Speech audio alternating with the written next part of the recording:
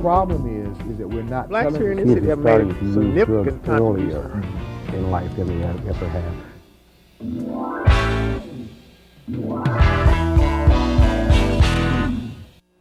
Particularly at this time, you want to be careful this time of year. You want to be very careful about your mailings, trying to get those packages and parcels to your loved ones. Welcome to the show. I'm Jimmie Moore. This is Minority Focus, and the expert of experts is with us today to tell us all the particulars about things we need to know about. Postmaster of Paducah, Christopher Carroll. Welcome to the show. Thank you. Glad you could make it. Been played a little phone tag with you there for a while, but we finally pulled it together. Busy man. I know. Got how many offices in Paducah are you? Well, we've got our main delivery office, and we've got the Paducah processing and distribution facility, and then we've got the 3 finance stations, the Avondale station, Southside station, and the main post office, as well as the 2 contract postal units, Hank Brothers, True Value out in Lone Oak, and Westtown Pharmacy out in West Park Village. A lot of people confuse those with post offices. They are not post offices. Correct. They're actually contract postal units. They can't provide all the services that we can out of our regular post offices, but they can provide most of them. So anybody wanting to use those services, I would encourage it, but there may be something that you can't get there that you can get at one of our regular post offices. Right. So if you have any questions on that, feel free to give us a call at the post office, and we'll guide you in the right direction. Right. Okay, but again, like I mentioned earlier, particularly at this time of the year, when we're mailing a lot of Christmas packages, we want to be very careful and make sure that they're done properly, because you don't want to inadvertently get something out. It's going to stay out there a week or so, or 2 or whatever, at the last minute come back to you. As far as the limitations and things that you can or can't mail and when you should mail them, bring us up to snuff on some of those things. Sure. There's so much information out there that people need to be made aware of that they don't understand about the Postal Service. Particularly with the mailing services, the package services, there's some deadlines that need to be met in order to get those there on time. And we have many different products and services that are available to the customers. We'll talk some about each of those, their benefits, some of the downfalls of some of them, particularly package services. A lot of people want to get their package to their loved one or a family member the cheapest way possible, and in most cases that's not always the best option to take. And you had talked about getting packages returned. For example, let's say a customer comes in and they want to mail a package and they want to use package services. Well, one thing that a lot of customers don't understand is that the package service, being the cheapest, is strictly ground transportation. That means it never gets off the ground. And this time of the year, when we have an influx of numerous packages, whether they're going to the military folks overseas or just family members and or loved ones, people tend to not know that it takes a little bit longer. Plus it's winter's approaching. We've already had some snowstorms out in some areas, and those type of things affect that transportation network. So ground transportation can take longer than expected. And what I tell a lot of customers that call us at the local post office is that, at a minimum 7 to 10 days. But in most cases, especially when we get into December, we're looking at possibly 2 weeks. Right. And another thing about package services, you do pay a cheaper rate. However, let's say you inadvertently put the wrong address on there, or leave a number out, or put road instead of street, and the delivery person on the other side is unable to deliver that. If that package gets returned to the customer, they're going to have to pay the postage to get that package back. Exactly. And come after Christmas, January, when we're starting to get some of those packages back, we get a lot of upset customers saying, "Well, I didn't know that is what it was." And so we have to explain that and explain the the regulations that are outlined in our domestic mail manual. And a lot of people, say, well, if I would have known that, I would have probably chose one of the other services that you had available. Right. So, excuse me, not to interrupt you, but I was curious with the recent crisis in the country, the financial world crumbling and et cetera and all of that, and most businesses being impacted by it in some form or fashion. How hard was the impact in the Postal Service? Can you?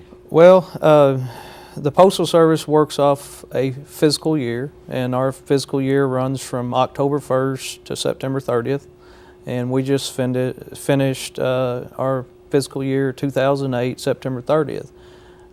Unfortunately, the Postal Service took a $2.8 billion loss. Most of that was contributed to the increases in the price of gas. For example, a 1 penny increase in a gallon of gas on average costs the Postal Service $1 million a day. Time out. We got to do that one again. Run that by me again. Did I hear you correctly? A 1 cent increase in gasoline costs the Postal Service $8 million a day? Yes. Wow. And people complain about the stamp costing 42 cents. Yes. My gracious, that's right. Mind-boggling. And the Postal Service maintains a really large fleet of vehicles, so... Exactly. A lot of people don't understand we have over 250,000 vehicles on the road every day. Wow. And we are the largest fleet. We do have the largest fleet of vehicles out there delivering the mail. Right. So gas moves, wow. Gas has a major impact on the Postal Service bottom line. Right. But even in that, other areas are impacted too when things like this happen in society. We don't escape. I mean, you know, because I thought, I've often heard people say of postal employees, I pay your salary. You know, you better do this, you better do that, I pay your salary. Great point.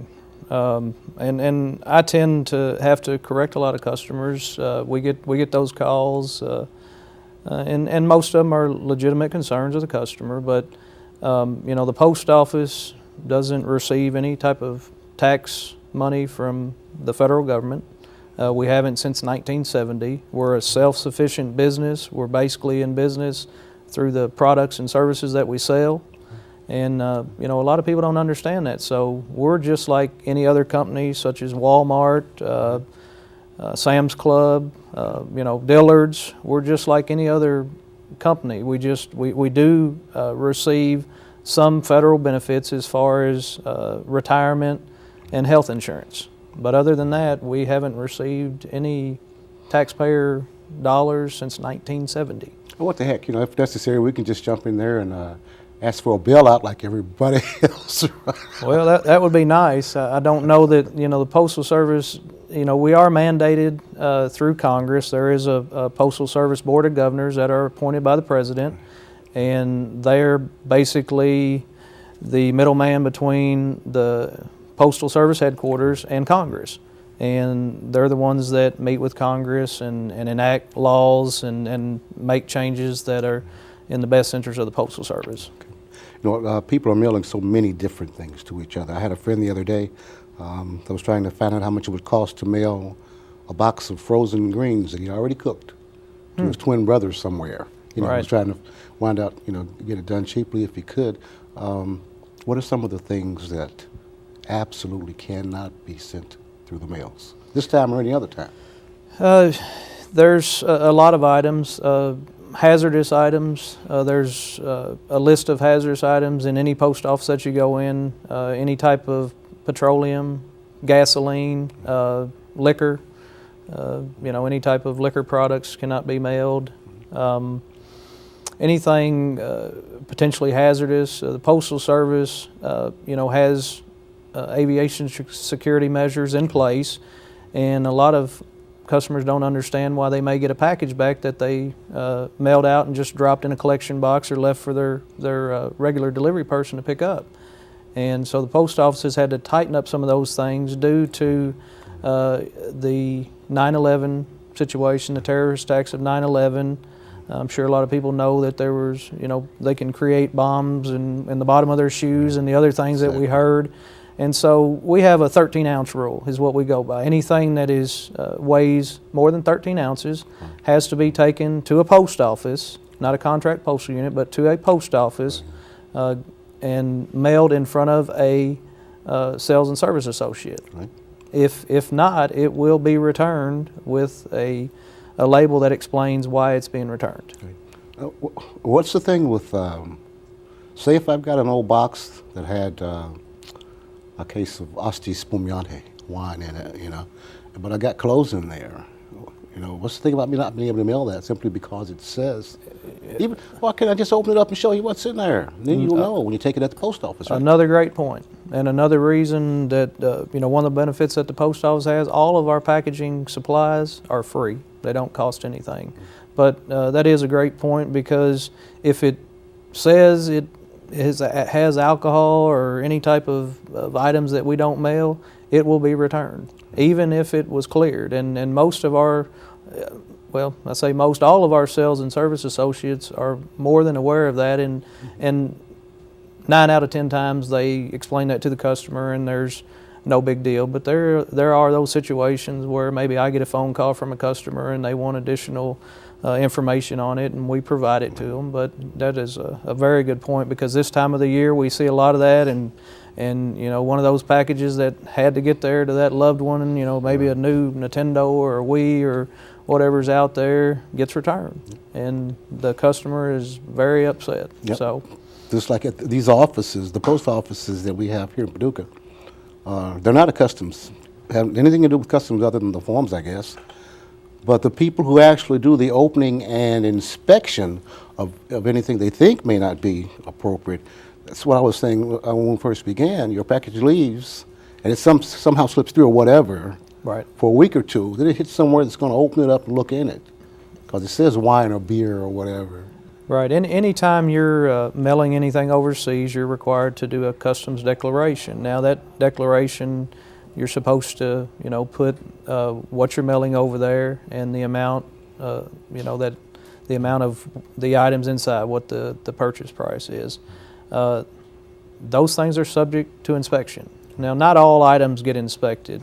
And, an important thing for the customers to understand, especially this time of the year, especially sending to military personnel overseas, is there are certain restrictions on items that you can ship to certain areas. So it's really important to, when you go to the post office, to check with a sales and service associate and have them look up that APO or FPO zip code and see what those restrictions are, so you won't get any items returned. Additionally, we have a media mail service, and it's very important that customers understand that media mail can be opened at any point from acceptance to delivery. Right. And just to give you an example, the other day I opened a package that stated that it was media mail, and the reason folks use the media mail is because it's a cheap service. So I got one in and inspected it, because we're required to inspect a certain percentage of media mail packages that come in, and lo and behold, it had a code in it. Right. Nothing to do with media. So that person that was receiving it, that most likely ordered it off of eBay and got it shipped to them, was going to have to pay postage, the additional postage, to get that package. So I'm sure they're probably going to be upset about that. Exactly. So a lot of customers are taking whatever short corners they can. Yes, everybody's trying to yes. save, and all of this in view of how bad things are. But at the same time, any organization, any company, as large as, or in the same ballpark with the post office, in the same kind of service to the public, if you will, they've been impacted. Mm-hmm. So just as society out there is making changes and trying to cut corners and what have you, so is the Postal Service. Now, I'm not meaning on service, right, but I'm talking about trying to find whatever ways that you can to not spend as much, to right. save as much as you can. And in doing that, sometimes there are things that a customer was allowed to utilize. For example, if I go in the post office now, whereas a clerk would gladly, rip out a roll of tape and wrap up whatever I had, and as many packages as I had. We can't do that now. Right, right. Yeah, let me talk about some of the advantages of the Postal Service versus our competition. Now, we got great competition in FedEx and UPS, and what a lot of customers don't understand that about all of our priority mail and express mail is either transported by UPS or FedEx on their planes, and those are commercial contracts that they have with those companies. And in exchange, you may see a FedEx drop box or a UPS drop box at the post office. And those are ways that we exchange out, our services for their services and vice versa. But some of the things that the post office does offer, first and foremost, lower prices on almost all package services. We don't have any type of fuel surcharge on our packages, which our competition does. Right. We don't have any fees for Saturday delivery. The post office delivers 6 days a week. Right. No additional fees. Our priority mail and express mail boxes are free of charge. The convenience of flat rate priority mailboxes, no calculating weight or postage. We have several new flat rate and large flat rate priority mail postage boxes, as well as military flat rate priority boxes that right. you can get at reduced rates. One-stop shopping, a big thing to get to, the message to the customers out there, USPS.com. You can go on USPS.com, we have a rate calculator on there, you can put in your destination, where it's, where you live, where it's going, the weight, and it'll calculate the postage for you. Another thing where the post office has got more online with the country, especially with technology and the computers, is you can do online shipping. Now, one thing the post office does provide to the customer is if you do your shipping online, you get reduced rates on our package services. And if you do quite a bit of mailing, 10 to 15 packages, you get additional reduced rates. What we call them are commercial incentives for the larger mailers, or we have a lot of customers out there now, a lot of folks make a living through eBay. So they get free supplies, they get reduced rates on their postage, and they also get some other services such as delivery confirmation free of charge. Right. Does that coincide with something I saw about package pickup? If you got your postage on there and you got all your services on there that you've done online, you can also call and even have those packages picked up. Sure. Even if you don't do it online, we'll come pick up your package. You can go to USPS.com. There's a site for package pickup, and we pick it up free. Right. Well, that just hit right into what I was saying earlier about the gas problem. Right. Now we're sending additional trucks out, spending more gas to provide more services. And one thing about the post office, we make every delivery every day. If we don't have mail for you, we're still going to pass your house. So if you didn't have anything to go and we didn't have a piece of mail for you and you had a package for us to pick it up, we're going to stop and pick that package up. I see every now and then I get my mail like 11, 12 o'clock, whatever times like that. But every now and then it's like 4 or 5 o'clock in the afternoon. That's not me, I should. Well, I understand, and we've had some calls from customers concerned about the late delivery, especially with the time changing. It gets dark about 4:45, and it makes it hard on us. We're a very extensive delivery network. This time of the year, the packages, the flats, the mail volume increases, and anytime we have those increases, it's additional workload on our employees, which requires them additional time. So sure, there's what we try to accomplish is delivery plus or minus 60 minutes. That's what we consider is a good basis for on-time delivery. For sure. For example, if your normal delivery time is 12 o'clock, we want to have it there as early as 11 o'clock and no later than 1 o'clock. Right. 'Cause I mean, I know my carrier, the regular carrier sometimes, is not the carrier. So he's got to have a day off sometime or other, I know. And things happen, and people get moved around. And you've got part-timers out there that aren't as familiar, therefore not as fast, and not as thorough, perhaps, as that regular carry is. But I think that's something that people should understand, that like any other Yeah, organization. we're human. I mean, the Postal Service, we're human just like any other company. We have employees that may have a death in the family, may be giving birth to a child, just sick, having surgery, and Exactly. when those things happen, we have other employees that fill in, and those employees aren't as familiar with the route and the customers on that route, and there tends to be some misdelivery, some late delivery.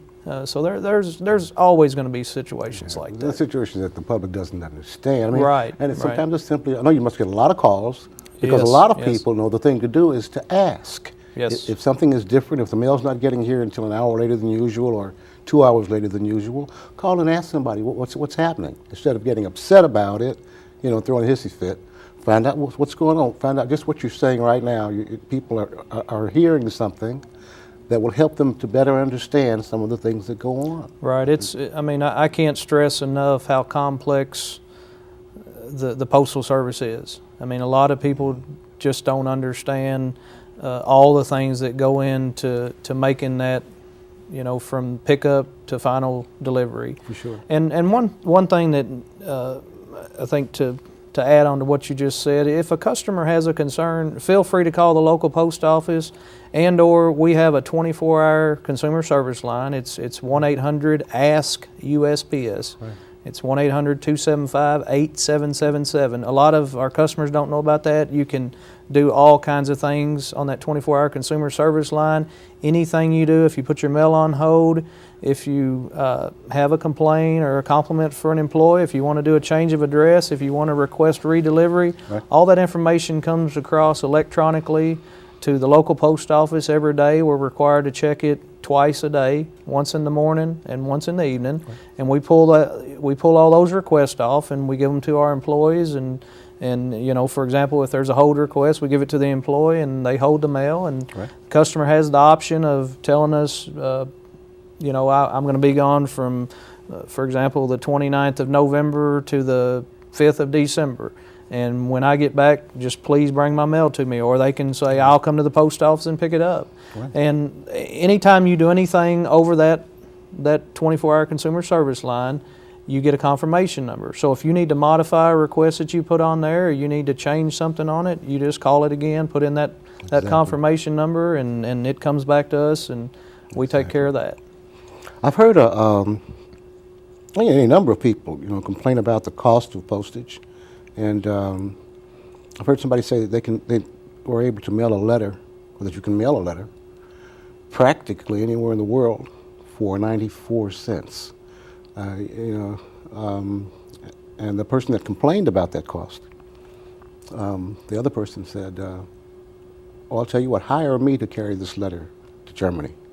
See what I charge you. You know what I mean? It's phenomenally low, but increases do happen. Yes, I think it's yes. phenomenal that, I think personally, Right. that the cost of a stamp being 42 cents is like awesome. That is so terribly awesome.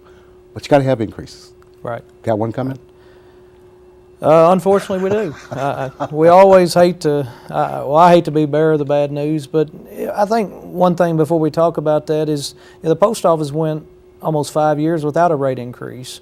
And through some legislation that got amended last year through Congress, it allowed the post office a little bit more leeways in setting rates and getting them approved.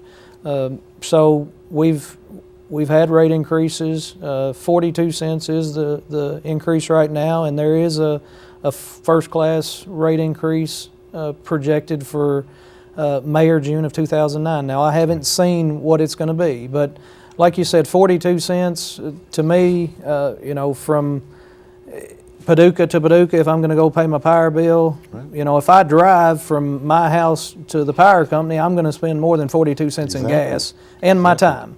A lot of people's time is valuable. Now, 42 cents from Paducah to California is a great deal. I mean, that piece of mail, there's no telling what the the cost is incurred on that. So I think we're still under the rate of inflation on our prices. So that is a benefit to the customer, and we try to keep under the rate of inflation. Okay, we've got just a few minutes left here, and I think it's just a phenomenal kind of thing. With these few minutes we've got left, anything in particular you want to say to our viewers? We've got about 3 minutes or so. Well, first of all, let me get the required mail-in dates out to. Time out. We're going to do the increase. Okay. We got part of that. You said first let me. That's right. I forgot we thought do. you got away. Now one thing, we do have another increase taking effect January 18th of 2009, and that is on our package service. That's every package service we provide, whether it be parcel post, priority mail, express mail. Across the board, it's about a 5% increase. Now, what I would recommend to the customers is get more computer savvy and start doing your business online, because you can reduce your costs associated with that. And just go to USPS.com and get on that rate calculator, and it will tell you the difference in the prices. Forever stamps. Still on Forever sale? stamps, yes, great point. Forever stamps, you know, they came out when we were still at 41 cents. If you bought them at 41 cents, you can use them if we go up to, you know, if we eventually go up to 60 cents. Hopefully we don't, but you can buy them at 42 cents right now. They're good for however long you have them. Right. I mean, you said 60 cents. If postage were to go up to $1 or $1.50 for a stamp, those stamps still good. If you bought them at 41 cents, it's first class postage. So a lot of people really went out and bought those when they first come out, and a lot of customers that I've talked to really like the Forever stamp. I wish the Postal Service would have went to it a while back. For sure. We're about out of time. Okay. But I know there are a lot of areas that you could have hit on that you didn't.